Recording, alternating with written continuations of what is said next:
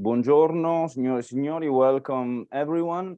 Welcome to the last conversation and lecture of our series Le Voci della Natura, Ecology and Nature in Italian Arts, dedicated to the presence of eco-critical thinking and the representation of nature in Italian artistic expression, and in particular to this series that has been led by Professor Giovanni Aloi since last February. The first part, as you know, was dedicated to a series of lectures from Ligabue to Italian contemporary art, followed by this fall series of conversation that we close today with the cherry on the cake, which of course, as usual and in the best and most classical tradition, comes last on top of the cake, and which is for us today represented by Formafantasma, represented today by Andrea Trimarchi, while the other half of Formafantasma, Simone Farresin, could not be with us today due to a last minute engagement in Helsinki. I am extremely thankful to them for having accepted our invitation, notwithstanding their tight and extremely busy schedule. So thank you very much, Andrea. And of course, I extend my thanks to Simone as well. Formafantasma is a research-based design studio investigating the ecological, historical, political, and social forces shaping contemporary society and design. It was founded in 2009, and Formafantasma strongly believes in a value-laden design thinking with the aim to truly understand both natural and built environments in order to propose transformative intervention through the potential of design.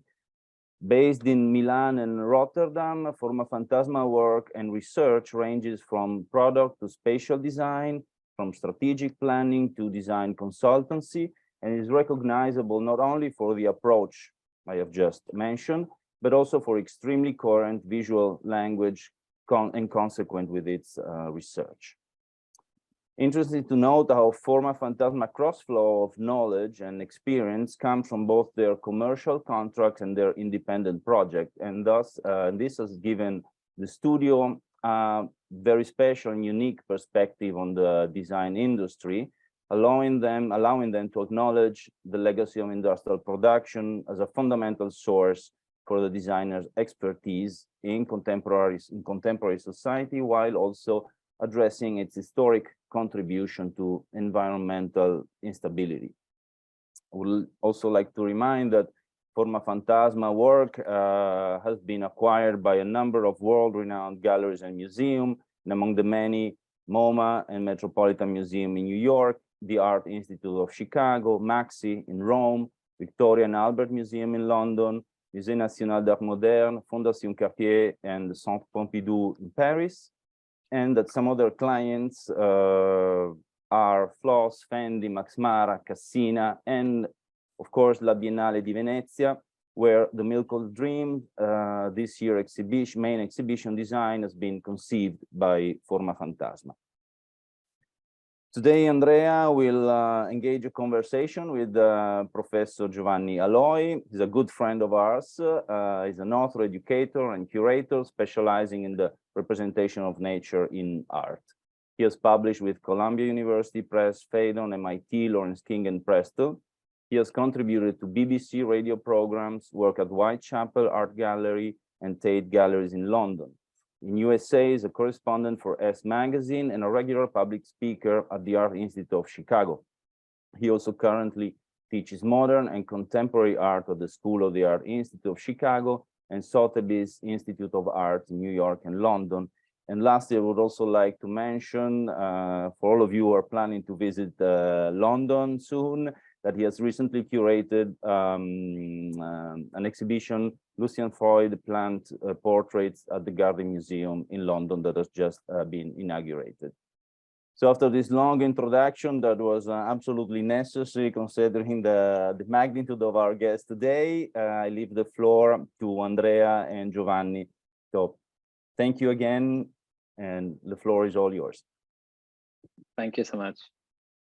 Thank you, Luca. And welcome, Andrea. It's such a pleasure to have you here today and have the opportunity to talk about your work. There is such an incredible breadth of projects, materials, design solutions. I'm also very, very interested in your process and the relationship with curators. Of course, I was at the Venice Biennale. I was amazed at how great it looked and how well it articulated the complex and really challenging topics that the Biennale addressed this year. So I look forward to discussing this some more in our time together today. And I think if you want to take us through some of the key ideas that drive Formafantasma and concepts that underpin your work, that'd be amazing. We'll start there and then see where the wind takes us. Great. I mean, thank you so much for this introduction. It's a pleasure to be here today. And I have to say you have been quite eloquent already in explaining what a studio is about. So I'm not gonna repeat myself, but I think something that is important to mention is that we are a design studio, first of all. So we come from that background. We are both, me and Simone, we have been trained as product designers, first in Florence, and after in Eindhoven at the Design Academy. So let's say that our background, it's really that. And I would say that since the beginning of our career, we have been all the time very interested in articulated discourse around what contemporary design is, taking consideration that we are facing a huge disaster. And we know, all of us, that we are really in a changing moment in our society, because of well, first of all, climate instability, but then of course also social instability, wars, and etc. So we can name it. I think that these are very interesting time, as another famous Biennale was called. And our practice in a way is also the result of these quite interesting times. Indeed, it's a quite also ambiguous one. So we are a commercial studio, we have clients, but we also work in the realm of more curatorial, I would say, or if not curatorial, we also curate exhibition, our own exhibition. But I would say we work in the cultural sphere. So most of our clients are, in any case, museum or public institution. And we work also there in a very different way. So maybe what I can also do is to share a screen and maybe going through some of the projects we've been doing, maybe through our website. That I think it's also a quite an interesting, how do you call it, biglietto da visita, like a kind of a postcard from the studio, because also that has been conceived in a way that really reflect our interest and for ecological issues. So I would start with a website, and then from that we can also go more deep into certain projects. So let me share the screen. Johnny, how much time do I have for the presentation or for this part of the conversation? So I know how much I can go deep or not. Roughly 20 to 30 minutes as you see fit. Great. And please, I think also to make it a bit more engaging, if you have any question in while I'm talking, please feel free to do so. Absolutely. Great, thank you. So as I mentioned, so I would start from the website because as you know, we are all our works in a way is mediated by digital tools, and I think in the last 10 years, and also thanks to COVID, we are more and more in front of our screens. And for designer, for people that work with visual culture, in any case, website is an important tool to talk about who we are and how we work. So for us, of course, it was very important to have a website that in a way reflects this interest. And in this moment, despite maybe a lot of people don't know, or they know but they don't understand the impact that internet has. When we surf through internet, of course, there is huge data center. They are working on our data, and they are becoming hotter and hotter. They produce more and more energy. This because on how, especially nowadays, the websites are built. They are highly based on images. If you think about the majority of websites, when you go through, the first thing you see are videos or photos. And those are, of course, consume a lot of energy. So one of the strategies that you need to do when you need to build or rebuild a website, thinking about an ecological imprint is, of course, not having images, because especially when you land in a website, you don't know what we are looking for. You know, you need to discover things. And in a way, our website is a bit like that. So it's conceived as an archive. It has been built with a very simple coding, only using font they are in your system, so Arial and Helvetica, so they don't have any strange font that needs to be downloaded. Photos are, it's full of photos, but only when you enter in specific projects. And then, as you can see here, it's with a dark background. This because I mean, we can also choose the white background, but you need to know that all the screens of computers, and especially iPhone and or in general phones, in this moment are powered by OLED that consume a lot of energy, especially when they are with a white background. So indeed, like website with a black background consume really considerably less energy. Well, maybe I'm not going to go through all the small details that compose the website, but I need to think that if you analyze this website on just certain kind of like motor, you can do that. This website is consuming 97% less than whatever other whatever other website there is in this moment in the online. So I would say that this is probably a bit of an introduction to let you understand our interest actually for ecological matters. One important part of the studio actually is the interest for education. Since the beginning of our career, that started in 2009, we have been teachers. And since 3 years, we are actually the head of a new department at the Design Academy Eindhoven called Geodesign. Geodesign actually look on the infrastructure upon design perform. And we're really looking into all those issues that they are surrounding the product we are buying every day. They are not, of course, only the design of the product, but where the material are extracted, the chain of custody, how the material are distributed, and of course also the end of life. And our students at the Design Academy are looking into that. I'm saying this because to better understand also how we operate as a studio, it's quite important to understand that we are very interested also in this educational approach. As some of our projects, especially the one they are really focused on research, are really taking this educational starting point as a as a paramount. And one of the projects that probably it's quite interesting to look at is the project Cambio that we did for the Serpentine Gallery in London, and has been presented for the first time in 2019 in London. Again, at the Serpentine Gallery. When Ansari Kobris contacted us for making this exhibition, he was very interested in understanding our approach, and he told us, like, please don't present any object if it's not needed. I want you to take this exhibition almost as a manifesto. And we took that quite literally.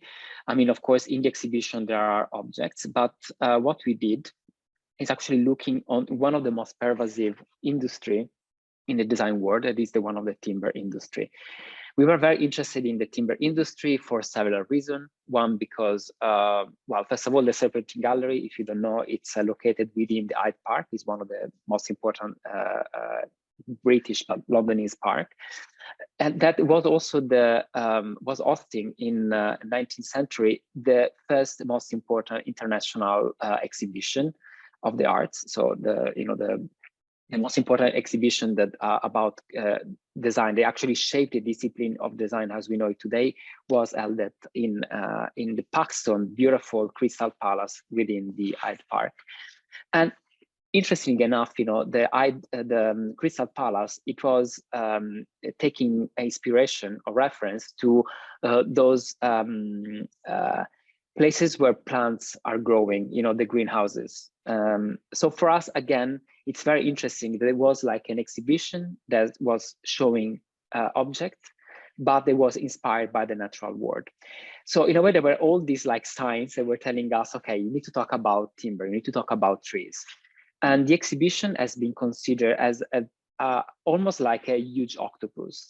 So we, as designers, we have been in contact for this project with, around 100 people from different sectors, from philosophy to, people that, of course, are also working in the field, in the forest.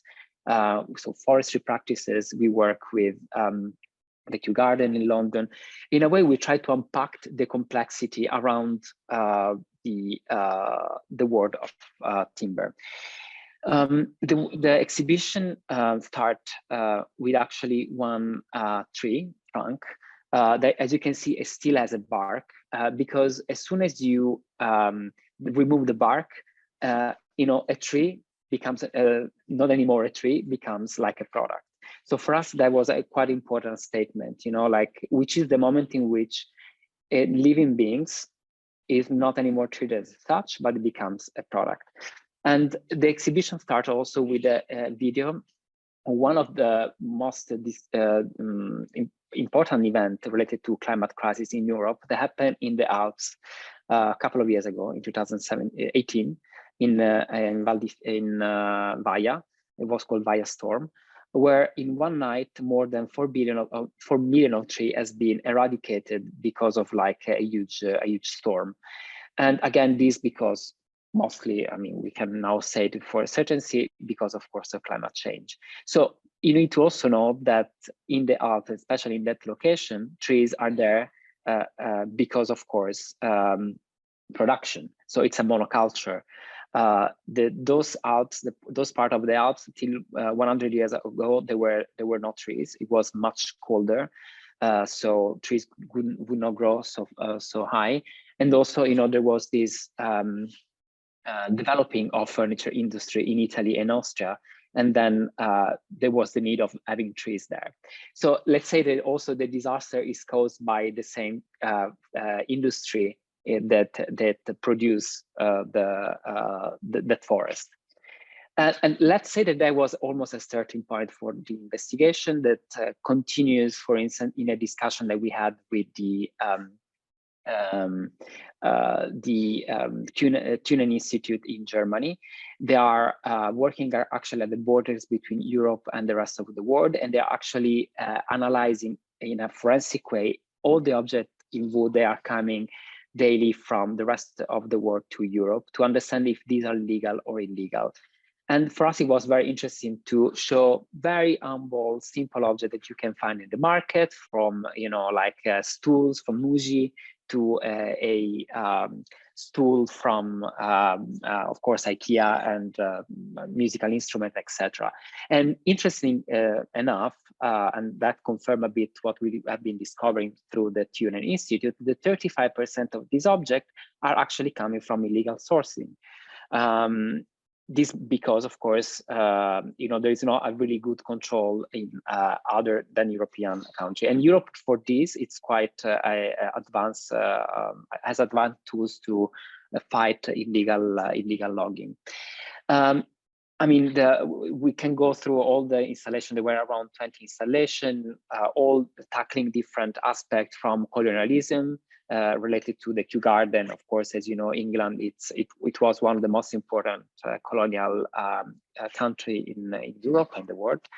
And we also look into legislation on how the forests are dealt nowadays. And also on a philosophical level, as soon as you start to work with a living beings, what it means actually killing a living beings to produce object. I mean, it's a quite complex body of work. They've been traveling also in different museums. One at the Tate Museum in Florence, then he went to Switzerland at the Design Museum, in Finland, in the other design museum. And the project, let's say, that has also different life than the exhibition space. I'm saying this because, we use the space of the museum also to research for our client. So the approach that we had in Cambio now, let's say that migrate a bit in quite an important research work we are doing for Artek. Artek is a Finnish design company founded by the Aaltos in the beginning of the last century that work with only one material, wood, coming from most of all from the Finnish forest. But again, as it happened the same in the Alps, the same is happening in Finland. Because of climate crisis, high quality wood is becoming more and more scarce. So we are applying this way of thinking to the company. We are using the research approach that we had in Cambio for Finland, for Artec. So we are trying to understand how we can use the same research attitude in a industrial context. And with them, for instance, we are really looking on how to, in a way, degrade or using less quality wood on a visual level, because practically the A quality wood, that is the most quality wood that you can find in production, is becoming practically impossible to find because of also of some insect. They are colonizing the trees because of climate change. So they leave trace within the wood. So the A quality is practically impossible to find anymore in Finland, and then they need to re-educate their customer in rethinking about what quality means. That means actually to have maybe a chair where you see a knot and some ringed bark every now and then. That it's really the normality of wood. But the quality, the visual quality of wood in the last 10 years became so crazy, in my opinion, where you almost don't see anymore the fact that it's wood. So with them, we are really trying to find different strategies to not only re-educate the customer, but also to rework on the operation system, on how they extract wood, on how they distribute their product, how they will think about packaging, and other part, they are part of the operation of the company. But a project like this was also quite instrumental for us to engage with also other kind of brands. For instance, with Prada this summer, sorry, we did a symposium during Salone. It was called Prada Framed. That will be an annual conversation series held by Prada and us about topics related to ecology. And again, this is quite the way we work. So in a way, we also want to challenge our client.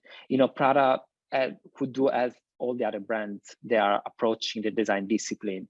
They already, if you think about Fendi, Hermes, all these brands are doing already events during Salone, but what they do, in a way, they work a bit more on superficial level. So they ask designers to redesign chairs, or we also did it in the past with them. Nothing bad about it, but I think we could use the money of our client in a much better way to also vehiculate different ideas. And Prada Frame a bit was that. It was a way to think about a different way of doing marketing for a company. Maybe I can show you a few photos of the event. That was held in a beautiful library in Milano. It's called in Brera, actually, it's the Biblioteca Bredense. And for 3 days, we invited a very multidisciplinary group of people, from scientists to philosophers, people that were working in the field. And of course, we used, in a way, the same structure or people that we've been in contact with for Cambio for this series of lectures. As you mentioned before, we also are very interested in exhibition design. So this is a kind of a different work we do for the studio. In the studio, we also, of course, are a studio that offers services. And this year we have been designing the Venice Biennale together with the curator, Cecilia Alemani. But with them, we also worked 2 years ago, and again with Cecilia, in another exhibition for Biennale. It was called Le Muse Inquiete. It was an archival exhibition about the history of the Biennale.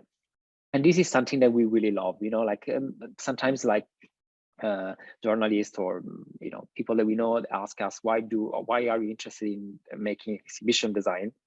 And we actually, I think, are following a bit the path of Italian designers in the past. If you think about Gio Ponti, Sozza, Scarpa, Scarpa was an architect. They've been all the time, in a way, interacting with the medium of exhibition design. That I think it's a quite challenging one and very interesting also. And for that, at the beginning, actually, the first exhibition we did was the one at the Rijksmuseum about Caravaggio Bernini. It was a very good way of starting, personally. And for us, it was also very interesting because, you know, when you think about Caravaggio and Bernini, you all the time think about very dark environment, and in a way, all the exhibition design replicate a bit what you see in the painting. What we wanted to do is to do actually the opposite. So to present in a very contemporary way these classics. And what we did is to, of course, not using we use the white cube as a structure. I mean, the Rijksmuseum has these beautiful, amazing rooms, but we wanted to use colors. That is something that you don't really see sometimes with these old artworks. And we use textile, so something that is also very tactile, but also refer a bit to the history of painting. I mean, if you think about it, all the paintings, of course, use textile to be painted off. But we use these like very large colors to, in a way, also more and more highlight the work of these two amazing masters. And I would say that that was probably a very good way of starting this, let's say, enterprise on the exhibition design. After that, we did the exhibition with Fondation Cartier, and recently, as I mentioned, also with Biennale. With Biennale, maybe I can show a few photos of it. Let me see, the Milk of Dreams. But of course, with the Biennale and also all our clients, Fondation Cartier and also Rijksmuseum back then, we were also a bit concerned about the impact that exhibition design has nowadays. Of course, when you need to work on permanent exhibition, you don't have so much issues because, you know, you can use whatever material, the material stays there. When it comes to this very temporary exhibition that lasts for 8 months, and then you need to build a lot of walls and a lot of material that practically is discarded, you need to rethink a bit the way you work with exhibition. And with Biennale, I have to say it was a bit difficult, but we have been also, thanks to Cecilia and all the technical team, we arrived to make sure that all the material of the exhibition will be for 95% recycled and not disposed. That's something that was happening in the past. So all the material, the walls that were built after the Biennale was finished, they were teared down. Instead, this year, everything will be recycled and all the good material will be, again, recirculate in the market. And the same happened with the Fondation Cartier. Fondation Cartier exhibition that we recently opened at the Triennale in Milano was really taking already the ecological concern in consideration since the beginning. Of course, it's a much smaller and less impactful exhibition, but for instance, with that, we decided not to build any wall. All the partitions, maybe I can show some photos, all the partitions are done with paper, a small piece of paper that one angled, one close to the other. All the other material are either taken from the market. So you can see later, sorry, I'll get there. Here. So for example, all the bricks that we have been using to making seats, they will come back into the market. So will be retaken back from the company they loan it for the exhibition. All the carpet that we have been using, we used a company in Milano called Meta. They are recycling carpet and material from fashion companies, usually for when they do set design or fashion shows. All the paper will be used actually in the Triennale to make a workshop for children, so in the next years. And we didn't practically build any wall. But I have to say, this is also quite a challenge because especially when you work with the contemporary art, contemporary art needs most of the time white cube. In a way, we could engage also because there were only a few artists. There were around 10 artists in the exhibition. We could engage also with the artists let them understanding that also, work can also enter in communication with others, and maybe it's fine if there is a spillover of an audio in the space because the exhibition was also called Mondo Reale, so real world. So we also like this idea that in the real world, when you walk in the street, you hear voice of people talking, and you know, hear a bird singing, and it's part of the way we live. And I think the exhibition in a way wanted to reflect the real world. On also, in a way, as Donna Haraway say, like saying with the trouble. I mean, we are in troubled time, and maybe we need to reconsider the way we also do exhibition design, or we exhibit work of art.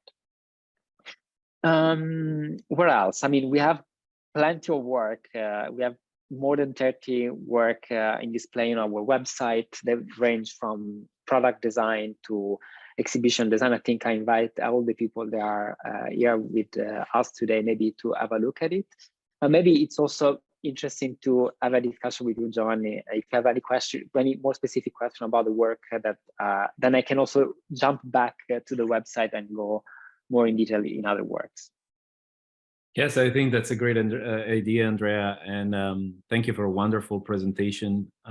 Really, so much clarity in the way you expose the key concepts and how they really help us to think about, envision a better future, a more sustainable future for sure. There are so many concepts that I find absolutely essential to contemporary conversations. First of all, I wanted to mention how interested I am in the sustainability of the materials that you use in exhibitions, because I feel that this has been somewhat an area that we have overlooked.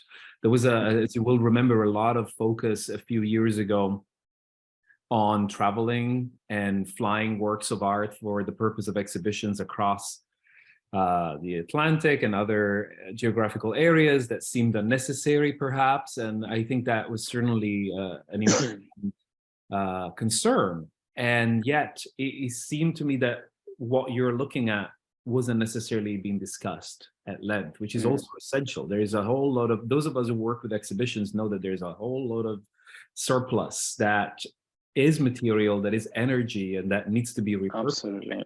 So I really love what you're doing right now. I think it's the next level of.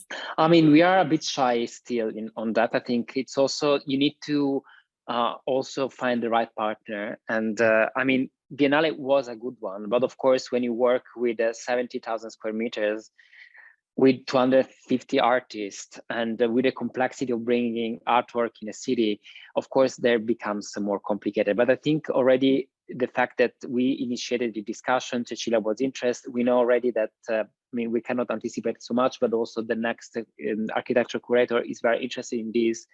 It will, you know, it will take time, but also a big monster, because it's a huge machine. The one of Biennale will probably lead the way on thinking about a more ecological way of doing exhibition design.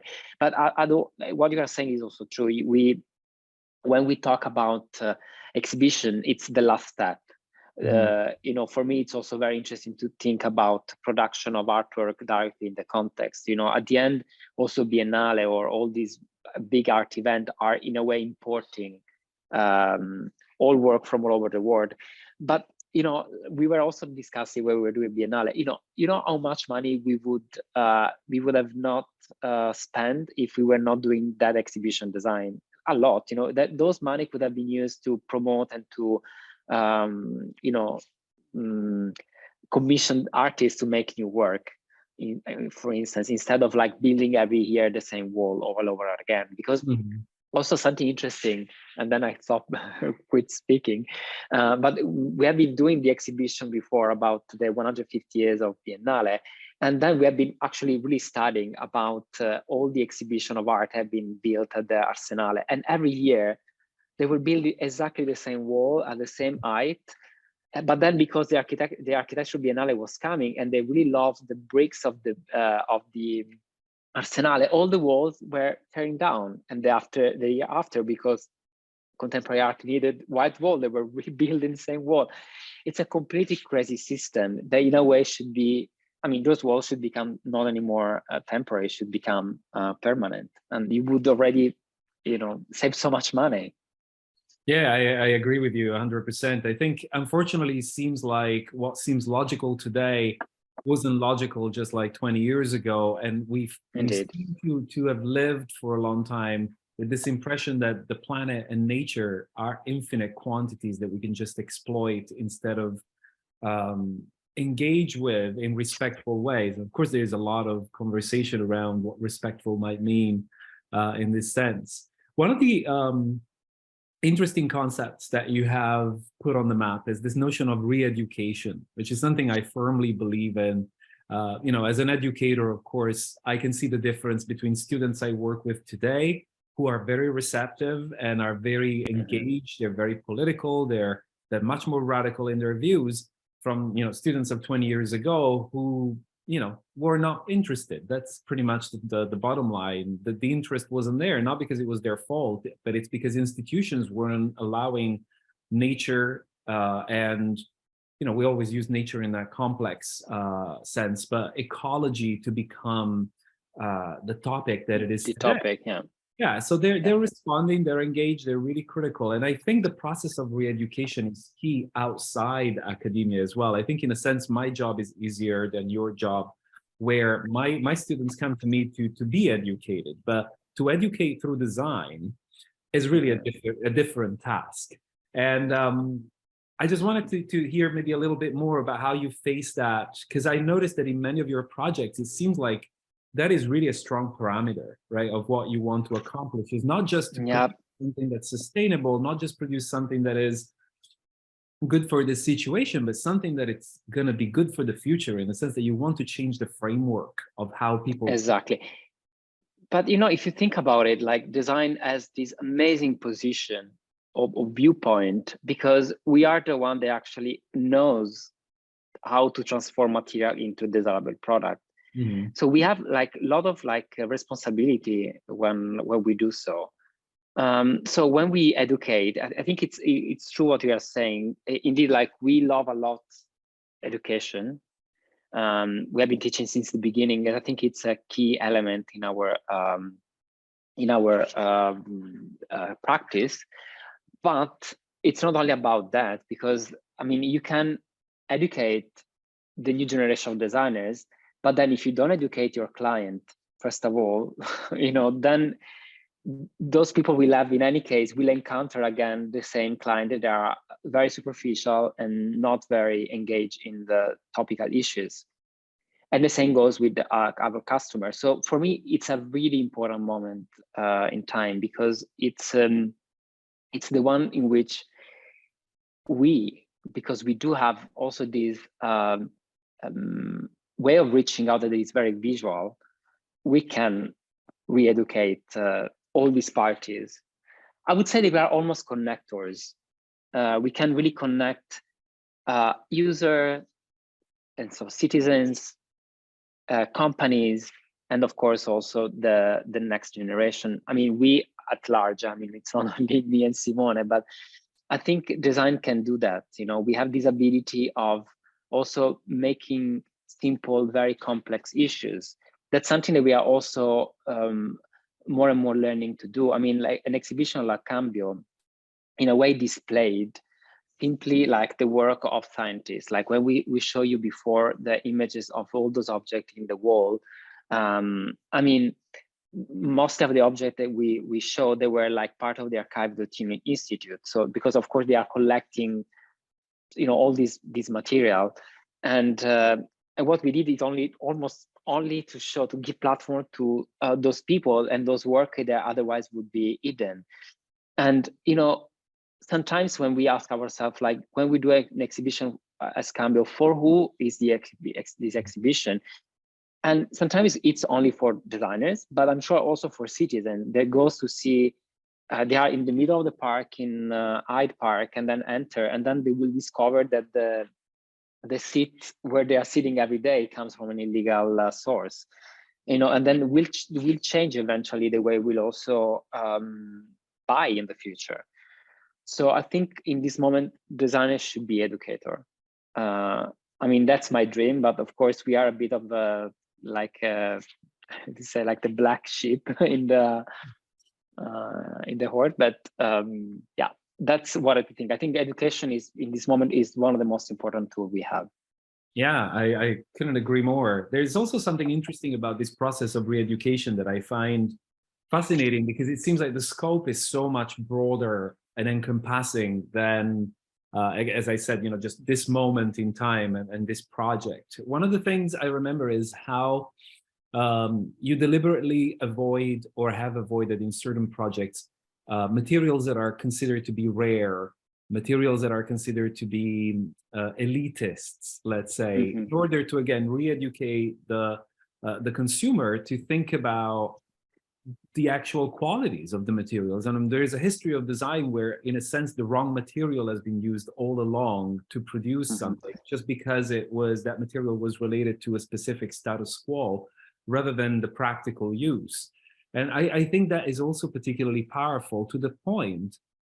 I remember a project in which you used fish skin, right, to replace with a traditional, more like cow skin or cow. Yeah. And I'm kind of thinking about the place, not so much of humor in itself that sometimes you deploy, but there's a kind of like playfulness in the way that you propose an alternative that initially sounds crazy, almost laughable. Yes, it's almost laughable. It's like, really? Are you? And then when you sit with it for just a few minutes, you see the absurdity of why not considering alternative materials that are less precious and therefore apply less pressure to the planet because they're more readily available. I think that this question of rarity is also really interesting in what you do, trying to re-educate the consumer to think about what is really the material that we could be using without, devastating the planet just because we can. Absolutely. Yeah, but also, when you talk about rarity, I mean, nowadays we are in a moment, we are in a tipping point. I mean, all the material will be rare eventually. So, I mean, our future will be of scavenging more than extracting. So that's the reality. We already know that. I mean, like with a metal, when we were doing a project was called a stream that was really looking at the electronic waste. We encountered a scientists, they were investigating into the availability of metal, and already by 2030 the 99% of metal is already extracted, is out of there and ready to be recycled. So we don't need to extract anything anymore. So there's nothing anymore, I would say, precious, because all the material, it's given, like gold is given, metal is given. We don't have other planets at the moment to extract from. And also there is no good material and bad material. For me, it's how we apply material that it become bad or not.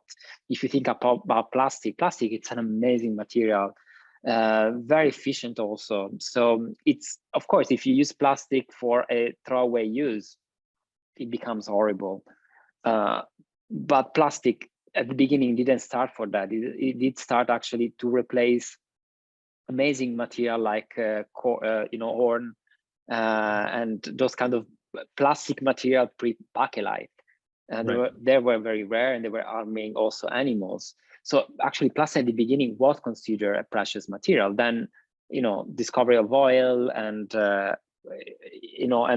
idea of like a single-use product made a disaster. But again, there's nothing bad about plastic. We see that's a very durable material, very durable material, and pervasive. So it's a good material to work with. I mean, I totally agree on what you're saying. We don't have any prejudice. I would say that since the beginning of our work, we have been all the time investigating material.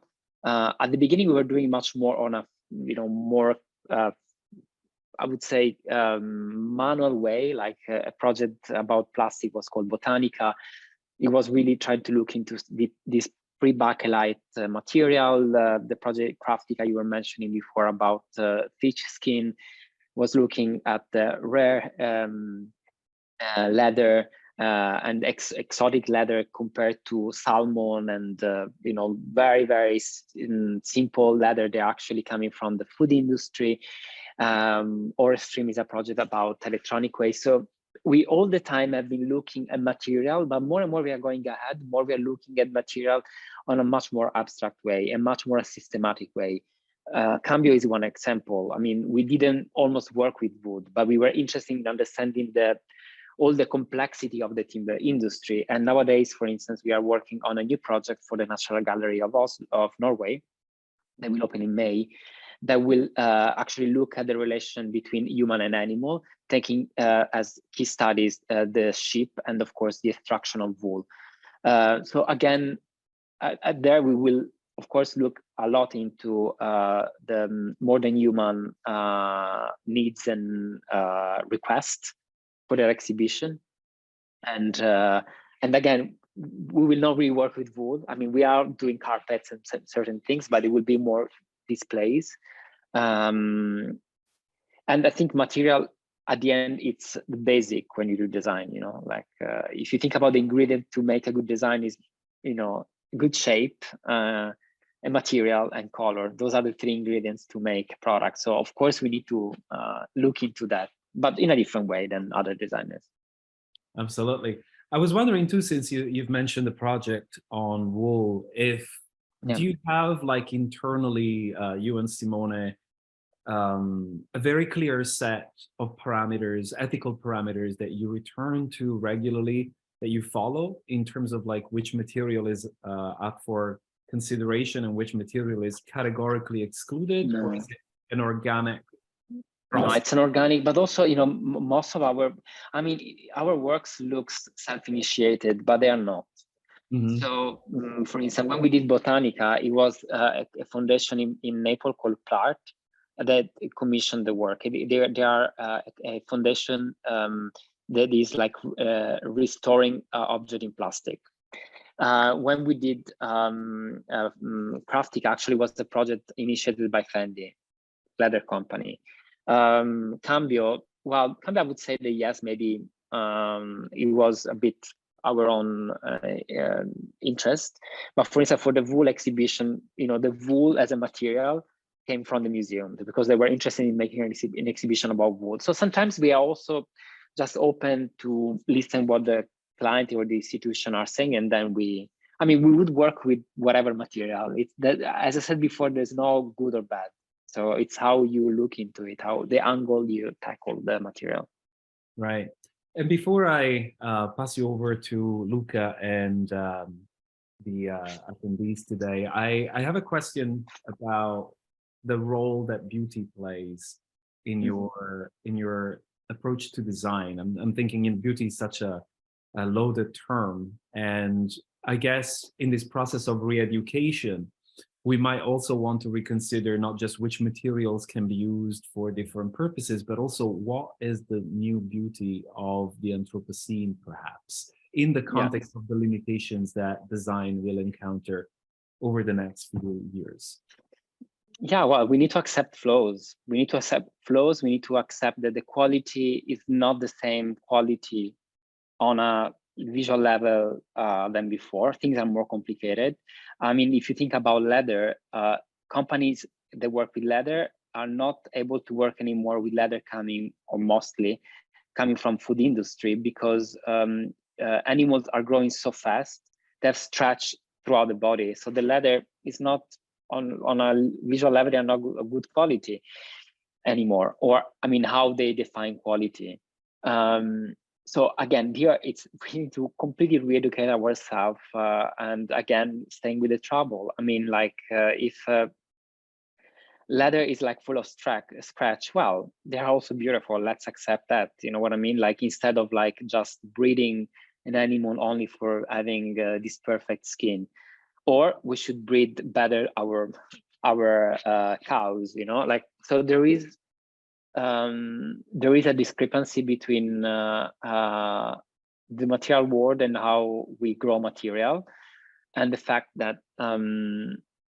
it's simply we just simply need to accept the fact we are living in this troubled world, and material are not available. They are, you know, like also when you recycle metal, of course, it's not the same when you use pure metal, but whatever. Then we are gonna have some crystal here and there. It's okay. You know what I mean?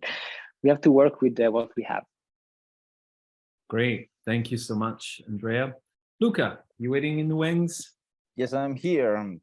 So thank you very much, Andrea. It's been really an eye-opening and enlightening experience hearing you talking about all your projects and being able to go beyond what we saw on the website. I appreciate very much also wide range of your interest and concern and environmental concern, starting from what you said about your sensitivity for your website and environmental footprint that all our use of social media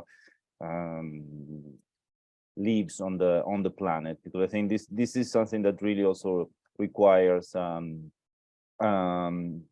great sensitivity and awareness in people. You know, all our TikTok videos, a lot of that is completely useless, you know. And exactly, and let's use it in a good way. Exactly. Or you do what it's really necessary, you know, and while thinking about the planet. So I really appreciate that. I think that is very, very necessary. Then coming to Cambio, you mentioned your reflection on where is the moment when a living being is turned into a product. And I think the whole exhibition calls for a reflection of the contemporary production system to change. Mm-hmm. So that exhibition was then you, and I was exactly talking about what you then you stole me the question, Giovanni, because I was talking about the education of companies, actually. So what is the as you work with company, and this is a great richness, because you don't only do your own project, but also you are in direct contact with that production system. What is your perception of the sensitivity and what of the companies, how your work you think is already changing and leaving a mark in the companies? Yeah, I have to say, like, things are changing so fast compared to just simply 3 or 4 years ago. Like, I think in the past, when clients were coming to us, they were probably didn't know so much how they could approach us. I think Cambio maybe clarify how we do research and what we can also add in a more corporate environment. And plus, I think also COVID speed up, certain kind of discussion in the more production in the production field. All the company, even like museums, whatever, people are coming to us now. They come first of all because of the ecological component, and the brief are much more clear, much more focused. Maybe sometimes they're too narrow-minded, because when you also approach ecological matters, you cannot really work on a product level. I mean, of course, we can make a biodegradable, I don't know, whatever. But that's not the point. Of course, what you need to rethink, it's actually all the infrastructure around the product, and not all the company are happy to do so, or they have the capability.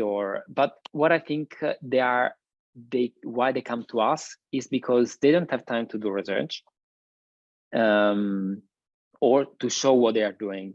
So we are in a way an external R&D for them. They need somebody with an external eyes. They look into that. We are doing a very big project also for a alcohol brand based in France, for a big corporation. They are really transitioning to regenerative agriculture, and they're doing an amazing job. But they are ashamed by the other companies, because when you pass through the field, there is like weeds everywhere, and there is animal. Well, finally, there is animal inhabiting again a monoculture.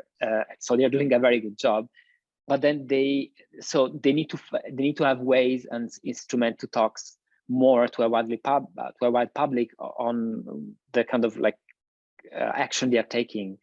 So we are helping them in creating more awareness on, for instance, regenerative agriculture. And this is a project will be launched next year.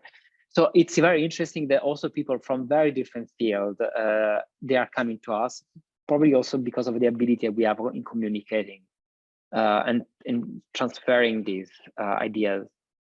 And in this case, as you mentioned, the French company, you're working with them mostly on communication, or actually you are able also to enter the production system, so designing in the a bit. We are also doing a bit that, not so much. I mean, of course, there it's about viniculture and thinking about vineyards, but they are testing, you know, and because it's part of a big corporation, if that works, will also be applied to the rest of the brands. So it's also quite challenging, interesting.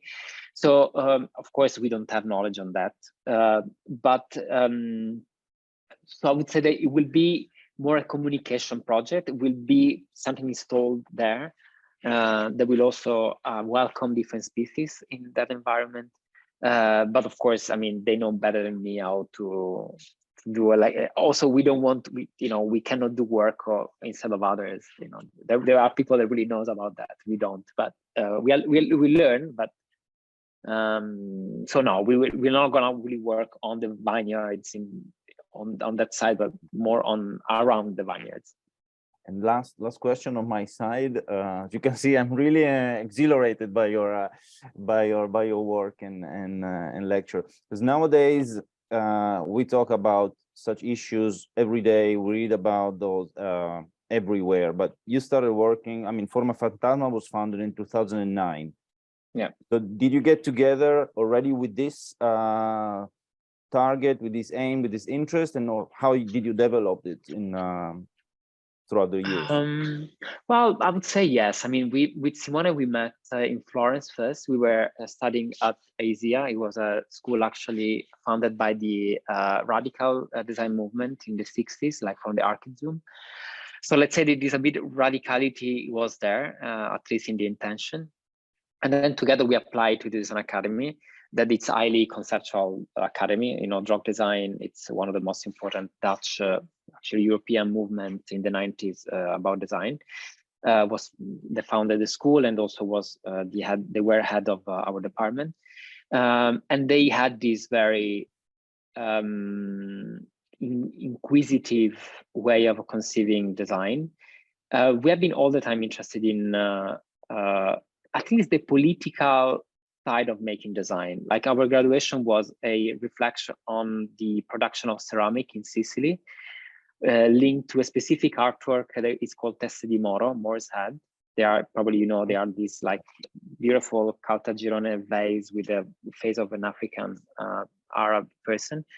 And we work on actually immigration flows coming from Lampedusa, because in those years there were these huge flows between one country and the other. And this idea that we were like fighting against having these people coming in Italy, while the same people took actually the Maiolica and all the product they are really making Sicily very famous, like lemon and mandarin and the Maiolica. They're all product coming from the invasion of the 10th century in the Mediterranean area from the Arab.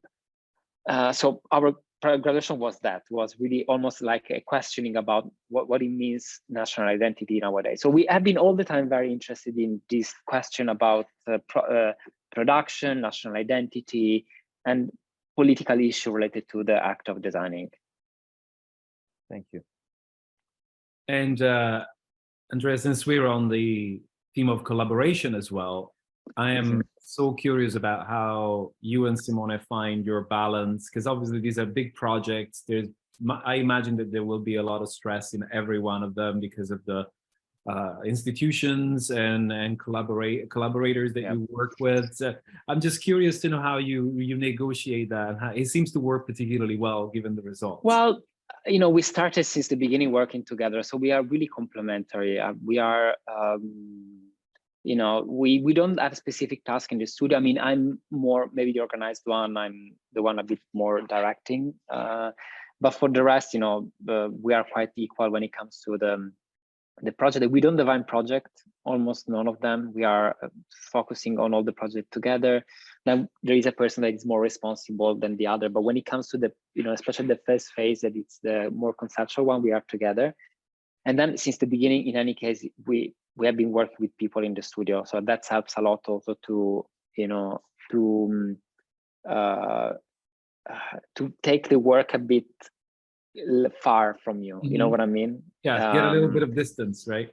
Exactly. So but that's also the good things of having an agency, because at the end we have a studio. We have 12 people working, so it's a studio. It's not me and him only talking. And that's also quite important, because then the work is also the work of others. It's not only ours. That's great. And Luca, I don't know if you have any questions from... No, I think the public is still reflecting, because Andrea gave us so much food for thought. So unless you have more questions, I think it's time to we can wrap up this conversation. Sure, I'm happy to. Thank you so much, Andrea. It's been a great pleasure to have the opportunity to hear you talk about the work, the very important work of Formafantasma. Thank you, Luca, for a wonderful opportunity to contribute to a great program. Now comes to an end, correct? Yes, absolutely. So also on my end, thank you, Giovanni, for all these months we spent together discussing the topic of ecology and nature in the arts.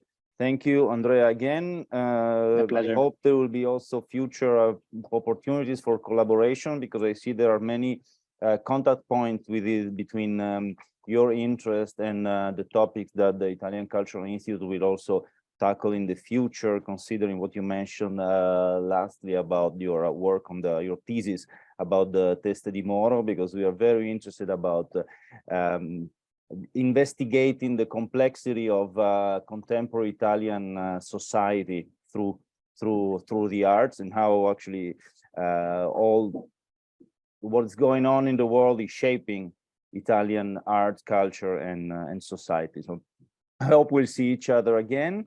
I thank all of our audience for having followed us this year. I would also lastly like to remind that on December 7, we are closing our yearly program, Le Voci della Natura, with the screening of The Land of Sons, La Terra dei Figli, taken from GP graphic novel with the same title, that is strongly connected with the topic we have mentioned today. And the film will be introduced by Professor Elena Past from the Wayne State University, who has also published a very interesting book dedicated to Italian eco-cinema. So thank you, Giovanni. Thank you, Andrea. And thank you all for following us.